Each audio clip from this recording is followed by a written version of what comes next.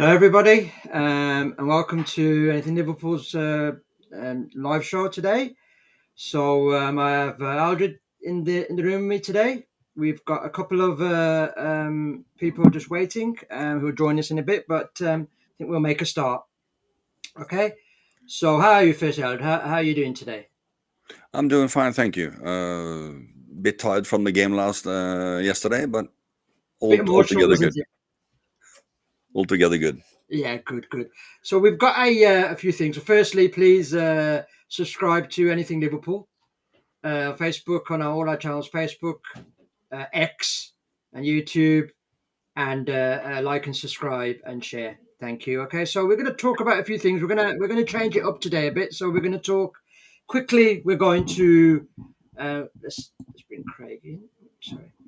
So quickly, we're gonna touch on the Burnley game, just a few of the talking points, and then we're going to do a bit of a change around. We're going to give a score for the squad. Marks out of 10, everyone who's played, areas of improvements, and then we'll touch on at the end who we think what the team's going to be on Wednesday. So I'll go over to you first, and let's talk about. It's all over Talk Sport. It's everywhere. Apparently, it's the worst dive in the history of the game. So, what are your thoughts on our friend Kirkez and the dive? I've seen Ashley Young too many times, so it's not the worst dive in the world. But it's not pretty. It isn't. I mean, he said to Slot that he felt a push in the back, and that may be the case. But yeah, it's not a penalty, nowhere near. But he's still got a long way to go before it's Ashley Young. Yeah. Okay, so Craig is.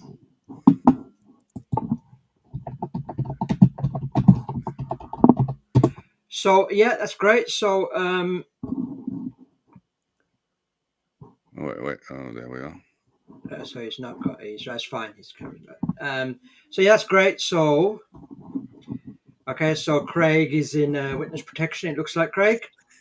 Yeah, I feel like it. There we went. Trying again. We're having a few technical issues today. It's post international break, so I think Craig's carrying a slight injury, so we'll let him get through. So let's just see. There we go. Hello. Hey, there we are. Yeah, how are we doing, Craig? As if by magic, Mr. How are you, boss? You okay? I am there. Yeah, I tell you what, this is worse than this is like trying to catch a fart in a culling, and this trying to get. Yeah. Right. So we're gonna, like I said, we touched on. We're going to. Yeah, I heard what you were saying. It was a start. Very good. Yeah. So I want to ask you a bit about the positives. I want to ask you about Gravenbach. What's your thoughts on Gravenbach and how he started the season, Craig? Oh, me? Oh, Yeah, right. yeah. What? Right. Right. This might be a bold shout. This from me. I think the best CDM in the Premier League. Oh, that's not a bold shout. To be honest, I mean, if you look at how he brings the ball under control, and then he drops his shoulder and turns, and he loses his man constantly in that midfield, and he knows what's happening around him before it's actually happening. For me, you know, I mean, I found the game yesterday a very hard watch. Yeah.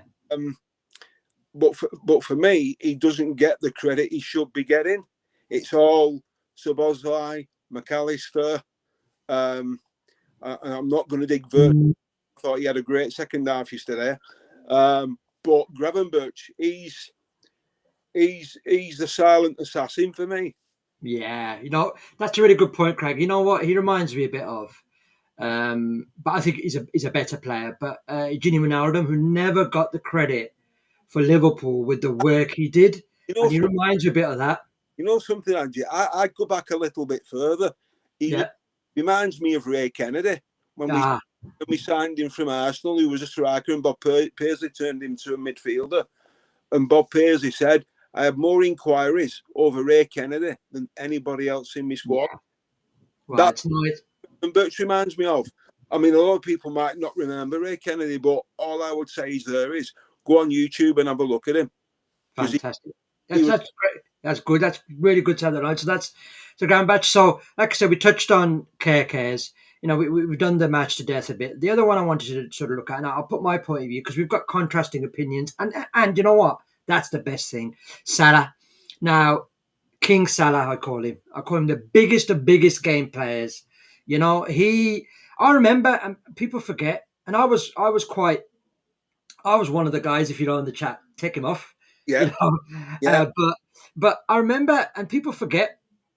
People remember Gerrard for the things he did in the game that dragged us through, but they forget actually sometimes he used to have a poor game, and Well, then all of a sudden it was a bit mad. So for me, I got to Aldred on this. King Salah, is he the biggest of big game players to at this present time in the Premiership, Aldred? Not so far this season. I think in this game against Burnley, he's been non-existent for many games, and then he does something magical, like in the Newcastle game, etc., where he has the pass and everything. But he just gets the penalty. He's not the one who creates the penalty. He's not the one who shoots the ball. So I think that this is one of the games where he was most absent and least contributed. So for me, okay, he scored the goal, but we had a lot of players who could have taken the penalty if he wasn't there. Okay. So I can't praise him after this game. Last year, he was the only one we could rely on. So, but so far this year, and it has to do with the link up with all the other new players as well. So it's not just him slacking off, but I still would have liked to see him create more than he does. Right. Okay. So Hassan, welcome to the stream. I hope you're Yeah, well. So yeah, we've yeah, jumped in. I think before we go to the next section, firstly, how are you? How was your weekend? Good. yeah. Good, really good. After the win, it made a better weekend. But thrashing of United also helped a lot. Good, brilliant. Okay, so what we're going to do is because I think I want to focus this on.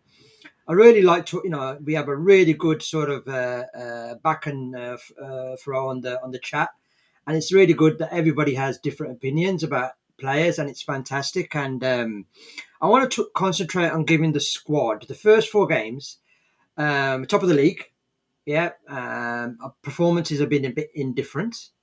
But I want to go through the squad, so we're going to go through. I'm going to start with myself. I'm going to name a few players, and I'll go around all of you and just give me your scores and your reasons behind it. So I'll start with the back line first, all of it. So I'm going to give Alisson a 7 because he's done nothing wrong. He's did a good few saves against Newcastle Standard. He's been really calm on the ball. So it's Frimpong. I would say a 6 to 7. He started really well and then unfortunately got injured. Then we'll slot Dom in. I'm going to give Dom a 10. Yeah, obviously where we are with Dom at the moment.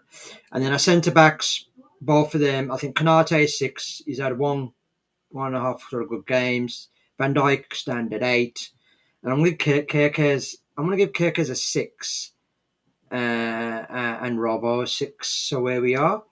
So I'll go to you, Craig. And the reason being, sorry for Kirkes, is I just think it's one step forward and 2 steps back. I think the dive and him coming off yesterday shows that I think Slot feels he's rash, that he can't control himself in a game and not get sent off.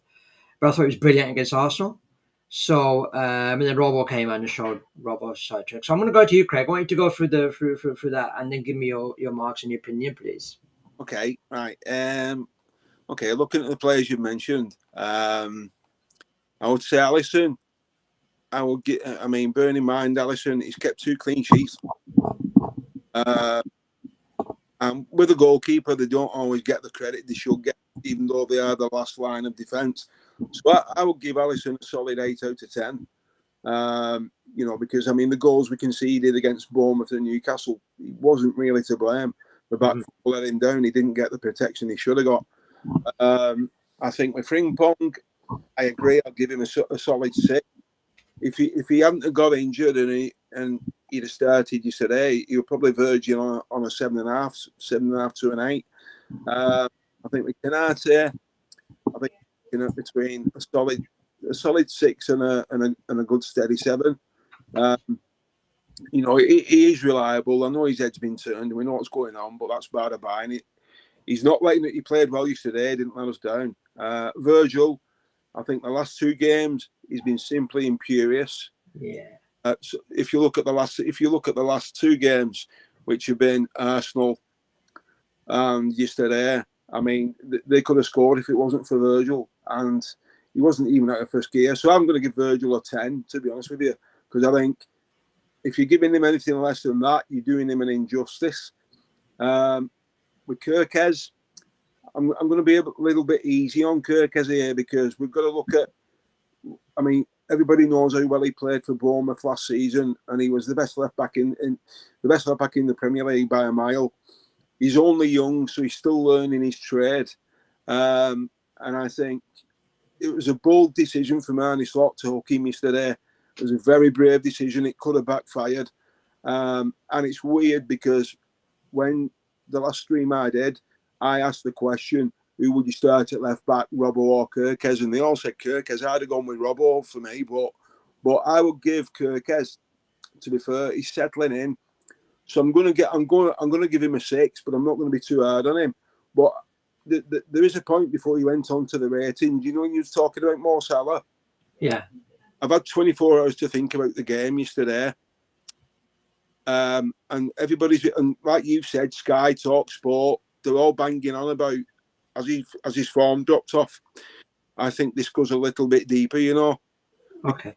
Because I know I'm going off tangent a little bit. Don't worry, you carry on, Craig. I feel this is important to Mo Salah. Yeah. But if you watch that penalty back, look at Andy Robertson's reaction when he hits the back of the net. He looks up to the sky and he points. I think the death of Diogo Jota is still affecting Mo Salah. That is an absolutely fantastic. We're going slightly off at a tangent, but I think his reaction after the Bournemouth game, yeah, you saw that, and I think so. Jota was a really big family man, yeah, and we know that, and so was Salah, and he was in the circles of Salah, Jota, and Konate. So yeah, I think that's a really good point, Craig, because people forget football's a human. Yeah, and death of a close one. Yes, I agree. You know, I think on behalf of yourself, our old friend who's saying there, I'd just like to send our condolences to the family of Ricky Hatton, because yesterday was just an absolute travesty. I mean, I've still not come to terms with it yet. I mean, I'm 60 now, and he's 46, and he's left his family behind. And I think the city of Manchester yesterday, I think they've not come together yet, but they will do.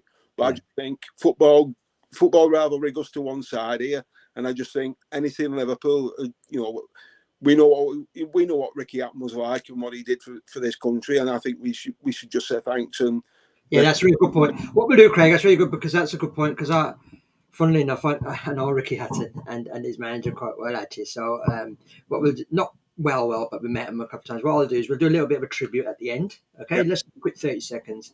I know it's anything, but that's a really good point. So Aldred, I'm going to go over to you now, and let's talk about your scores for the on the doors for the back line and our goalie.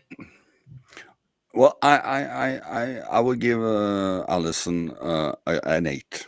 I mean, he hasn't put us a foot wrong. He's been solid. He gives the defense calmness when they are shaky. So he's a solid 8 for me, without a doubt. When it comes to Konate, I would give him a 7. He had a couple of poor games, the 2 first ones, I think. But the two last one against Arsenal and Burnley is top notch. So I'm going to give him a 7 overall. The big V Virgil is an 8 for me. He's maybe 8.25, but he's also, the last 2-3 games just gotten better. So he's an 8 for me. Frimpong, it's hard because he played the games where we weren't very good. He hasn't played in the 2 games we've been good.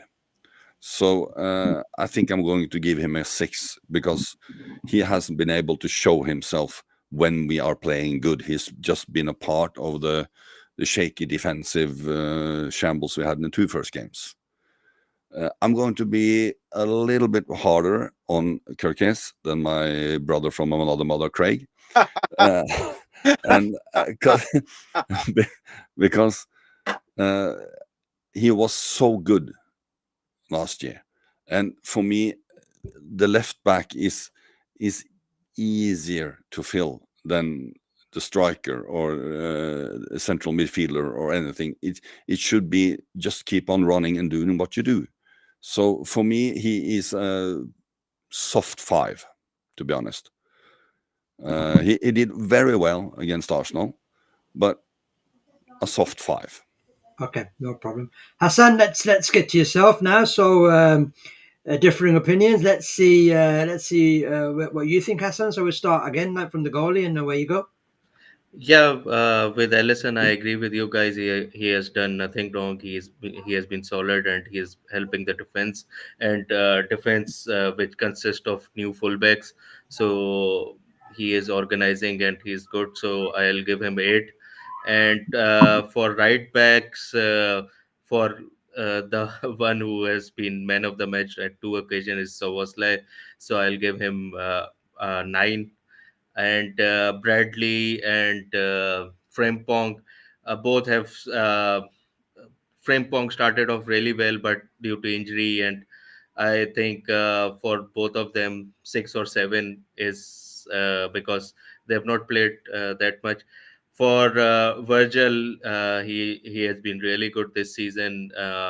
He has carried on his form from the last season, so I'll give him 9 also. Konate was really shaky in first 2 to 3 games, but he has been really good against Arsenal, and yesterday as well he was really good against those attackers who were looking for counter attack. So he was really good winning the headers and all. So I think I'll give him 7. And for left back, Kirkis, funny enough, first game I saw him against Bournemouth, he reminded me somewhat of Moreno, because when Moreno came in, he was really good going forward, and he had. But for Kirkes, I think he's better defensively than Moreno, because Moreno, as defensively, was really useless. So I think, but there is so much upside to Kirkes. He was one of the best left backs at Premier League last season. So hopefully he can gel in. I think we have to. He's a young player. We have to give him time. He has joined a really big club from Bournemouth, and expectations are really high for him. So hopefully he'll come good. I'll give him 6, and Robo has played really less, so I'll give him 6. Yeah, so yeah, thank you. So that's as you can see, different marks. Firstly, don't forget to like and subscribe to all our channels across Twitter, YouTube, and Facebook. But yeah, so that's a really different view. But I think it shows that where we are, with how we started, and where we are now. You know, Craig's point around 2 clean sheets is really good, and I think that's a lot down to Van Dijk, and then obviously Dominic Szoboszlai coming in at right back. So yeah, that's good. So we're going to jump on to the engine of the team. So I think we're all going to agree on certain players. So we'll start with. So I'll start with Gravenbach, who I think, enough said, but I'm going to give him a 10. You know, some of the skills he did against Burnley, the way he flicked it over the guy's head, it was just like amazing. I'm going to give Maka.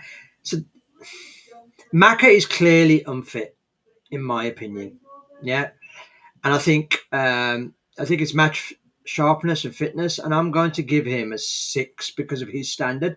Even though he gets into games, I'm going to give him a 6. And I didn't think he was all that great against Burnley, but he never is after international break. Curtis Jones, I think from an impact point of view, he changed the game against Arsenal with his runs, and I think Curtis Jones is the most easiest player to criticise, but he's one of those that are it does the the work that others. He does the genuine Wijnaldum job on that side of the midfield for us. So I think I'm going to give him a 7. Then we've got Wirtz. So we're going to Wirtz now, and we haven't excluded Dominic Szoboszlai because he's playing at right back majority. But Wirtz, I think I think people have to remember that we haven't played with a 10 since Philip Coutinho. And I think even that was him floating in from the left side as well. He was in a pure 10. And I think we're getting used to it. The players are getting used to it. He's getting used to the Premiership. I've seen him. I think we have to understand as well. I think he sees things quicker than other people, and I think some of his passes that he's doing are too quick for the people. So I think he's adjusting. I thought he started to pull the strings a bit against Burnley a bit and Arsenal until he got a cramp. So I'm going to give him a 7 because I really like him. So yeah, that's where I am. So what I'm going to do, I'll start with I'll go to Hassan on this one first. So what are your thoughts, Hassan, and your marks on our engine room? Yeah, I agree with you. I really like he was the signing for me. I was more excited for him when he signed. Uh, it may be a bit controversial, but maybe more than Isaac, because he seems to be a player that can be the future of this club. He can be future captain as well. So, but as you said, he has not started as was maybe unfairly expected out of him, that he'll come in and because he's so expensive that he will set the world alight. But he has been uh, he takes his time. In second half he starts getting better, but as you said that he's getting used to the players, and with the Premier League as well, because in Bundesliga he get to time to think about certain things, but in Premier League you have to be really quick, and he has to get in the frequency with the team as well. So I think with words, I'll agree with you. It's a 7. Brian Gravenberg, I think, has been the best midfielder for us. As When he was not in the team, we struggled a bit in transitions, and when he came in, we are really good because he covered up the center backs really well. He comes in and he's quick thinking, he's passing, he's really good. I think I'll give him a 9. With Maka, I think he has not come to the speed because he had some injury in this preseason as well, and he has not come up to the speed. But we all know his class, and I know he'll go back stronger. I'll give him up till now a 6. Um, with Jones, I think he was really good against Newcastle. I think he's really comfortable in the game where we have lots of ball. Uh, he is not particularly effective in low blocks. I think he'll play good when we'll have the ball in against. I think big teams he is good. I remember last season against Chelsea, he was the man of the match. So I think I'll give him a 6 because he's not played enough. Uh, who's left? Is anybody left? No. You've covered Oh, everybody. sorry, Craig. Yeah, No, nice to unmute myself. So I'll go over to you. So your thoughts, Craig? midfield. This is. I mean, midfield. This is where your games are won and lost for me. In most, obviously, in most Premier League games. And the thing is, as well, if you look not just at our game yesterday, but if you look at the games on Saturday, look how many were 0-0 after the international break. Look how many goals there were. There wasn't, even Chelsea dropped 2 points at Brentford last minute. So this always happens after an international break. So I think that we've got to take that into account. What surprised me with Maka is he had a long flight back from Argentina.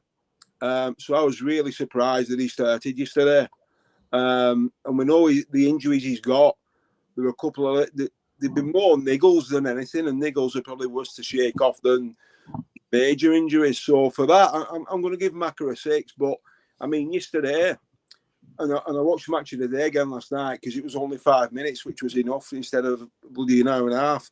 But when you watch that tackle on Maka again yesterday, my first thought was, underneath his sock, is he wearing an ankle protector? Because if he wasn't, he'd have broke his ankle the way his foot went over. So for that, I'm going to give Maka a 6. Gravenberch, this fella for me, he's the linchpin. I think he's more important than Maka because of just how he breaks play up, how he sees it, how he distributes it. I mean, that overhead kick, like you said yesterday, Burnley, it was ridiculous. It was audacious to do it, at the time he did it. So I'm going to give Gravenberch, considering we're 4 games in and how he's playing, I'm giving him a solid 8. I think that's the minimum he deserves for me. So Bosley, he's been playing in 2 positions. I think at Arsenal, that says it all. I mean, how many free kicks are we going to see like that this season? I'm going to give Dominic. I'm going to give him a 7. Curtis Jones, he's not my favourite player, but you know something, I'm going to defend him here for a little bit. Stephen won't like it, but I'm glad he's not on stream. But he's listening. He's listening, right? But you know something, Curtis Jones does the dirty work. Yeah. And there's an old saying, it's a dirty job, but somebody's got to do it. My only frustration with him is he doesn't lift his head up when he's running with ball, and he gives the ball too late. But I'm going to give Curtis a 6. Florian Wirtz, this is my golden boy. Mm-hmm. Florian Wirtz, he's 22, and I've said it before, 52 caps for Germany, and I'll keep banging that drum as loud as I want. Wow, sorry, was that 52 caps? I didn't realise that. 52 caps for Germany at 22. Wow. Look, he scored on his debut for Bayer Leverkusen against Bayern Munich at 17. And if you look at his performance yesterday, he was unlucky not to score, to be fair. And as the game went on, and as it got more compact, he got better and better. So I'm going to give Florian 7.5 and an 8 because excuse me. And I said to the lads going back a bit, as soon as we sign Isak and he starts playing, then we'll see the best of the fella, I believe. So I've covered Gravenberch, I've covered Szoboszlai, I've covered Maka, covered Jonesy, I've covered Wirtz. Yeah, that's it. I think that's a mix, isn't it? Yeah. Right. Alred, over to you. Let's see. Yeah, you've saved the voice of reason till final here. I understand. So I'm going to disagree on a few. Big brother. Okay, get ready now. When it comes to Ryan Gravenberch, he is bloody outstanding. So he's going to get a 9 from me. I also didn't mention Szoboszlai when we did the defense, and that's because when he's been playing right back and then goes into the midfield when he's already kind of tired and running up and down, the way he impacted the game against Arsenal, the way he contributes against a game against Burnley. So for me, he is 9.5. Okay. For me, I mean, he's mastered 2 positions in those games, and he's had an impact in all the games he's played. So 9.5 for him. I mean, he's for me, he's been the best player so far this season. When it comes to McAllister, I know all this. He's had the niggles, he had the small things, and his long journey from internationals and everything. But I'm just going to put a point on the performance, not the reasons, because we know there are reasons. For me, it's 5 on McAllister. I'm not saying I don't like McAllister. I'm just saying so far this season he hasn't. I'm short but sweet 5. I don't. Yeah, 5. Yeah, he did good against Arsenal, but 5. I'm sorry. He has to play more to show his quality for my liking. Wirtz. Well, he's a controversial one, and again, I also understand he's young. I also understand he has to learn Premier League. I also understand the team around him have to learn to play with a number 10. I understand all that, and when I see the game against Burnley, he still thinks he's in Germany. He still thinks he has that second to when he has the ball. He still thinks he has a second to do what he usually does, and that takes time to learn. And adapt to Premier League. So I believe he's going to be one of the best players we've ever had. But as of now, he's also been unlucky with the kind of opponents we've had. I mean, for him to work in the middle of between the midfield and the defense, if he's going to work in that area, there has to be an area. There isn't one usually, because the last 2 games it's been 10 men spread over 5 yards. It's no room. I mean, even Messi couldn't operate in that space because there isn't any room. So I understand why he hasn't blossomed yet, but it's still a 6 for me, because the reason it doesn't work yet is understandable, and so it's not his fault. It's just the circumstances and the games we played. If he plays when we play Chelsea or City or games that kind of play an open game, he's going to show himself even more than he's been able to do so far. Okay, brilliant. Thank you. I don't know about the voice of reason, voice of treason, maybe. But what we're going to do, I think, before we go to the forwards, I want to touch on a point. I was looking at something this morning, listening to something this morning, and I think there's one of the big reasons why we went for Isak as well. And I think Ekatike is going to have, we're going to forwards, he's going to play a slightly different role. I think the way Ekatike plays, and they did a heat map of where he plays, and he comes short, but he tends to sort of naturally go to the left. He always has in his career because he's played left-sided. And that's the sort of spaces that, if you see words, he always sort of floats, gravitates to the left of that side. And the space is not really there. Isak, when he drops short, gravitates to the right. If you look at all his heat maps for Newcastle, he's on the right a bit more. So I think we're going to see a difference when Isak comes into the team. But we'll talk a future time. But I agree with the points. I think the price tag is probably something that's not weighing heavy. I think it's the expectation level. So yeah, we're going to forwards. We'll start. So we're going to talk about. Obviously we're going to talk about. If I'll start with Salah. I'm going to give Salah. I'm going to give Salah a 6. If it was just by his standards and just on his play, it'd be a 5. But he's had 4 games, 2 goals and 1 assist. So if you look at it, fundamentally, he's still contributing. So I'm going to say a 6, and I think we're going to take Craig's point on 100%, and I think we'll see. I think we're going to see something with him moving forward. The other thing, so I want to go with Ekatike. I think you're going to give Ekatike a start, new country, his enthusiasm, his endeavour. I'm going to give him a 9. Yeah.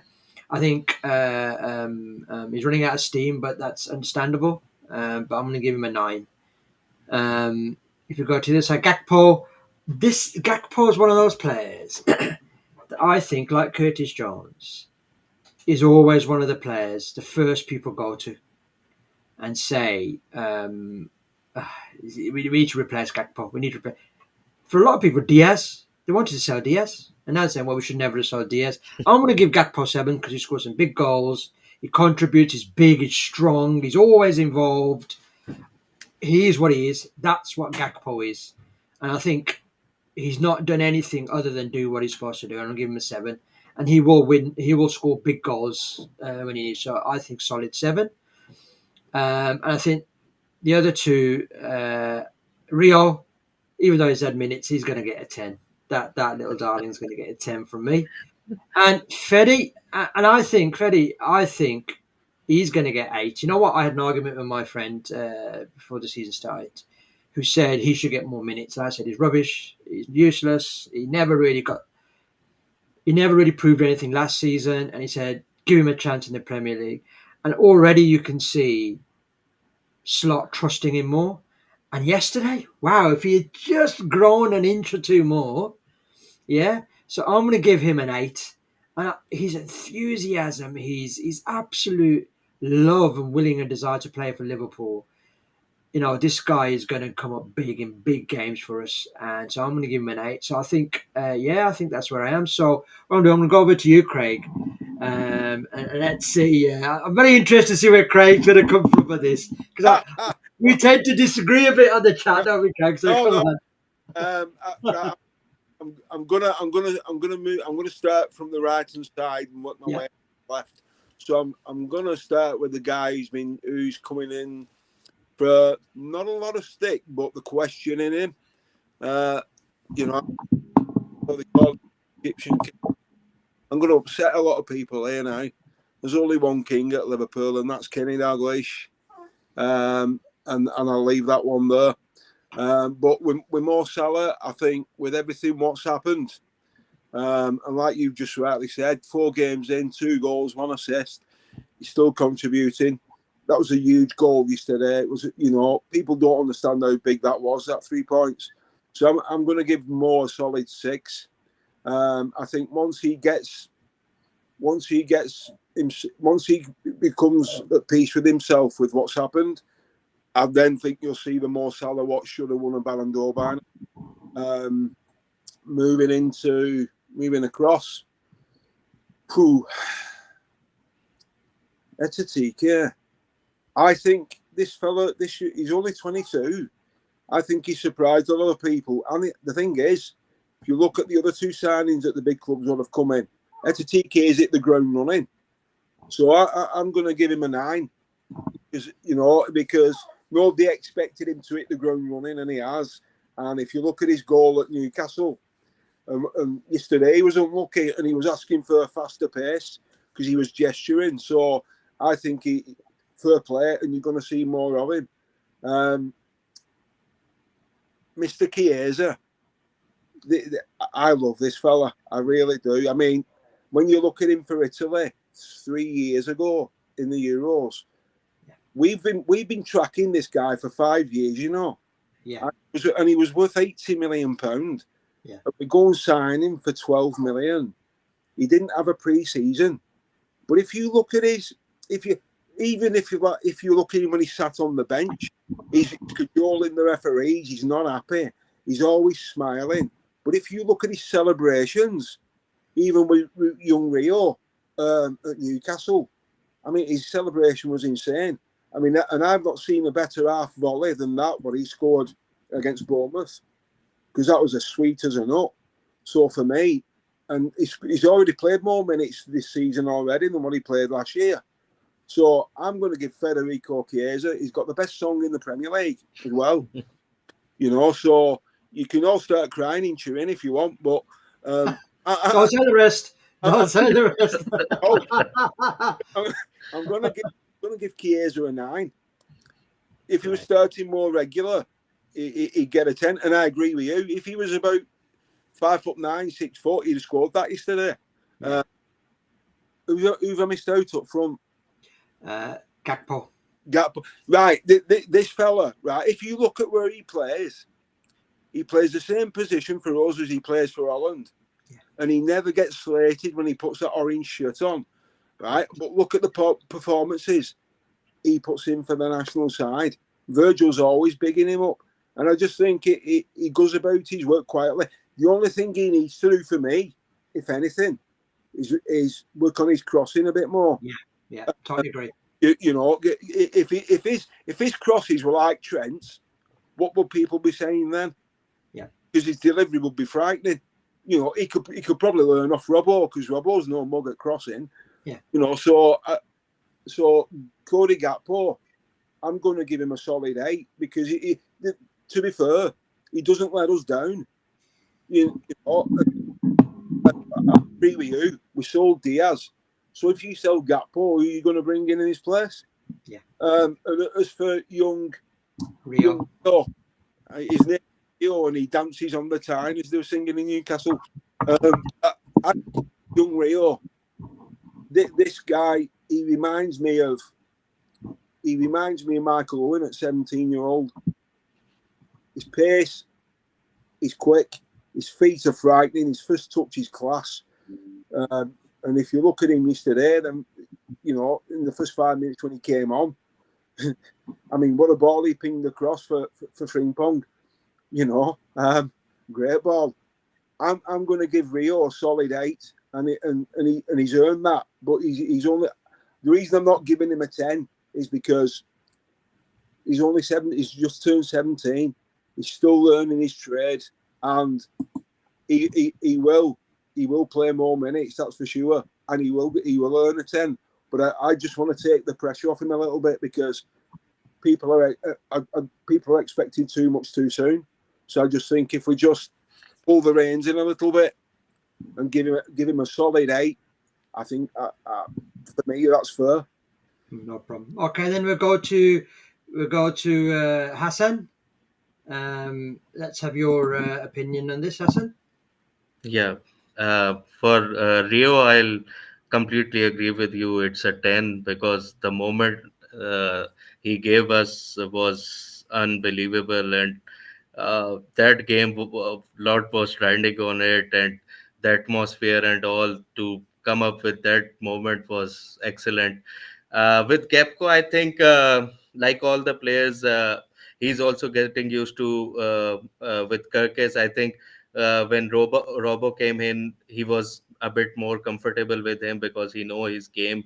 Uh, so Kepko, he's a solid player who can come up with big goals. I'll give him a 7. Now to strikers, I come to Ekatike. I think he has exceeded the expectations and he has been really good. He shared just on Instagram to how to play against low block. So I think he's learning also, and uh, I'll give him an 8 because of he hit the ground running and he scored the goals. Now I'll come to Chiesa. I think, as Craig said, I love him because of his enthusiasm and the way he wants to be here and he wants to give his best. All the goals, anyone who is scoring, he is the happiest of all of them, and he is running towards them like he has scored himself. And I think we have to remember also that. He's been now played to a position which he has played really less in his playing time at a striker, number 9. He's a winger. He's not played there. I don't know with Slot's preference when Isaac comes in the team, where will Chiesa go? uh, what he'll come as a uh, winger or not, because we'll have two strikers now. So hopefully he can play good in the cup games and be there. And I'll give him a 8 because he also scored a really clutch goal, and it was a really good moment for us, the opening day of the season. With Salah, I I wanted to talk him at the last. I think you guys touched on him brilliantly about Jota. I think it's on his mind, and with all the second thing, I think because of changing right backs, he has not been settled in. Really, he's now always on the touch line because of. You guys must have seen when Bradley came in, he was better because he was free to come in because he played two games with Soboslai, who's not a natural right back. He was not overlapping him. Salah plays really well when someone is on the right. He was really comfortable with Trent. He knew he will find him. So I think now Trent gone and ever changing right backs, he has not been his. But with Salah, you can always rely on him. It was the time he took the penalty. It takes really big players to step up at that time, and I was nervous because he missed the penalty at the Community Shield. I was a bit, but he smashed it. So I'll give him a 7 because he's not been really great, but you can rely on him. Okay, brilliant. So again, now we go to the voice of treason again, Aldred. So let's I'm gonna give you some stick after this. Remember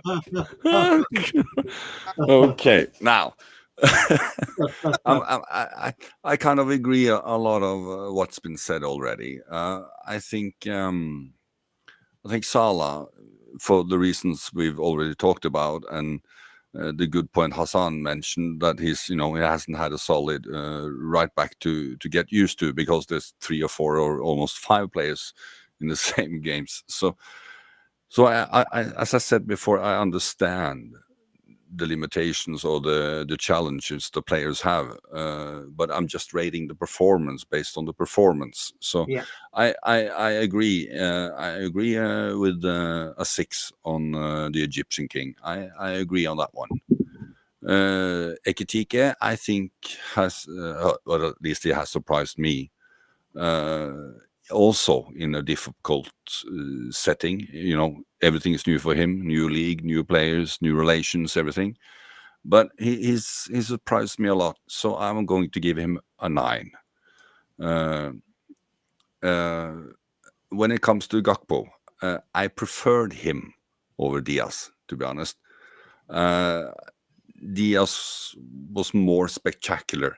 He could start from his own half and dribble everybody and then shoot a banger of a goal. But he was not as consistent, not as trustworthy as I feel Gakpo is. So I'm glad we kind of kept Gakpo. For me, Gakpo, as Craig said, he needs to kind of Google what crosses are and figure out how to do those, and and sometimes pick his head up, see a little bit more around him. But as Hassas also said, when Robbo came in, he kind of got more room and did better because he had the overlap from Robbo, so that helped him a lot. But I'm going to give him a 7 plus, to be honest. When it comes to the Italian god, Chiesa, I love him. He hasn't played much, but I'm going to give him a 7 as well. He could have scored yesterday. He's had impact when he's come in earlier games, so I'm going to give him a 7. My boy Rio, yeah, 10. I'm, I'm, I know the goal he scored was a combination of Soboslai doing a dipsy doodle in the middle and everything, but he still has to curl it in the corner at that age, at that pressure, at that moment. So, yeah, he's going to get a 10. Okay, brilliant. Thank you, Aldred. So that's great. So before we move on to the last section, just please everybody like and subscribe on all our channels. X, Facebook, YouTube, and please share on your network as well. So we're going to have a quick look at just a really quick look into the Atletico Madrid game, because I believe it's going to be a game with a bit of needle. If you remember last time, the old shove by Diego Simeone on the slot after we beat them. So I just want to have a quick. What I want to do is a predicted lineup, because we are going to do a show, obviously a previous show on Wednesday. We'll let those guys really dig into it, because they'll have the team news by the time they go live. So start with a prediction. So what I'm going to do is I'll wrap up at the end, but I'm going to go to Hassan first on this. So what's your predicted lineup, or what you would like to see Hassan for Wednesday against Atletico? Um, for me, it's pretty much the same lineup, but for right back, it's Bradley and it Soboslo in the midfield and Maka to the bench. I think that will be the starting 11. It will be a tight affair. I tweeted on my X account that Burnley away was the perfect preparation for Atletico. So I think it will be also a feisty game. It will be a blow block playing out the counter attack. At Anfield, I think this is the game for Wirtz to show everything, because it's Champions League, and at the night time at Anfield, I think we'll see the best game for Wirtz on that night. Okay, brilliant. We'll go to you, Aldred. Your sort of predicted lineup. I think it's going to be pretty much the same we've kind of gotten used to. I think I want to see Frimpong on the right back. Okay. And I want Dominic to take the central position from Maka. Okay. And I kind of have the feeling. I mean, Slot said that Isak was ready for 45 minutes. I think he maybe starts him. Yeah. Starts. Yeah, the reason for that is because I think Ekitike needs a little time. It's gotten a lot of games for him now, so I think he may not start him. He may do the other way around, but I would like to see him start, and then maybe Hugo can kind of tear them apart a little bit at the end there. When it comes to, I would like to see Robbo on left back as well. Okay, brilliant. I would like to see Rob on the left back. Yeah. Craig, over to you. Yeah, just notes on my starting 11. I'm gonna make a change in goal. I think we'll start Mohamedashvili. You know, I mean, people don't realise how big this guy is. He's an absolute beast, and he's a quality goalkeeper. And I think it would be justified if he started in the Champions League, not in the League Cup. I think he's good enough. You don't wait a year to bring somebody in like that and not use him, because don't forget we've got Everton at the weekend. So I think it would make sense to rest Alisson and play him in the derby on Saturday morning. Back four, I'm going with Andy Robertson at right back. Usual centre half pairing of Canate and Virgil, and then Conor Bradley at left back. Mo Salah on the right, Dominic Szoboszlai and Graham Birch in the middle, and go Cody Gakpo on the left, and then just sitting in front of them, play minutes, and then for 45 minutes, Isak up front. Okay. Brilliant. Okay, so I think I'm pretty much in agreement with most of you. I think I can't believe, Craig, that's the most controversial drops you've done right at the end there, Mr. Mohamedashvili. I don't think if it put it this way, if he starts in goal on Wednesday, Yeah. can you choose my lottery numbers for me? Well, okay. Because Right, let me just You've got the voice of treason. Listen to the voice of reason. No. That's the voice of a lunatic. That's something different. No, I think Alisson will start. I think